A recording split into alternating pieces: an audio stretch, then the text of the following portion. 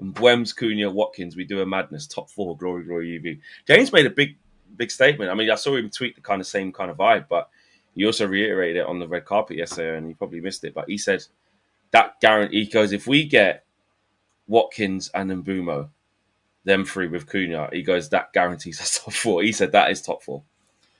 You know, and also he's saying that's a top four strike force anyway. But he said that would get us top four. I suppose it's one of those ones that you might like, where you look at other teams that finish in the top four, what their front threes would be. I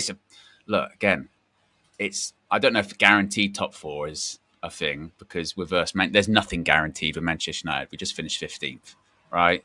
And I think that's also part of the problem at the moment, isn't it? Is we're not sure what we're going to get next season in terms of like where we're going to finish in the league, because.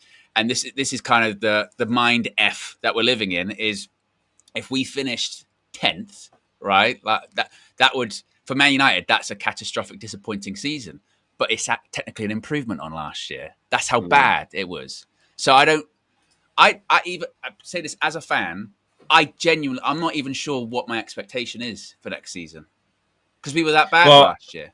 We were that bad. I can't expect just to be like, all right, well, we're going to be top four now.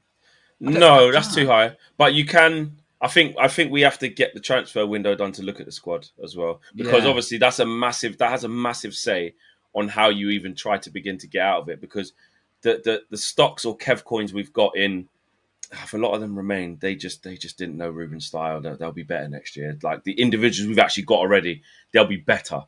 Them stocks ain't that high. Them Kev coins ain't that high of I don't like that excuse that much. And you don't exactly. That's what I'm saying. So we're not really trying. So the only thing that can really make us feel different is significant change within the squad.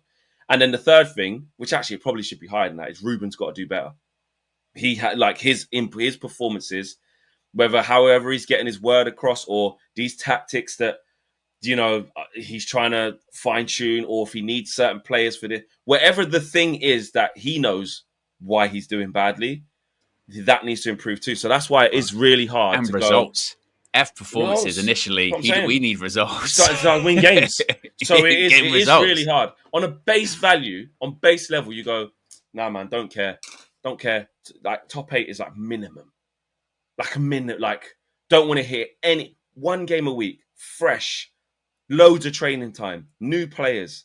Not every single player that you want, because that never happens, and not every single player out that you wanted out. It doesn't happen in one transfer window. We have to be realistic. But with the drastic change needed, you've got one game a week. You're fresh going into every single game. We have to see it perform. I'm saying we have to see performances in both. Improvements, sorry.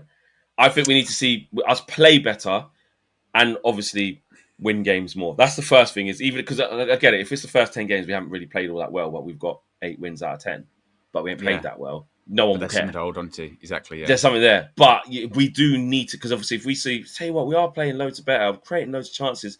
We've lost. When we've lost, it's only been 1-0. Should have scored loads, or so many draws. But if you're 15th again, people are like, then no one's going to care.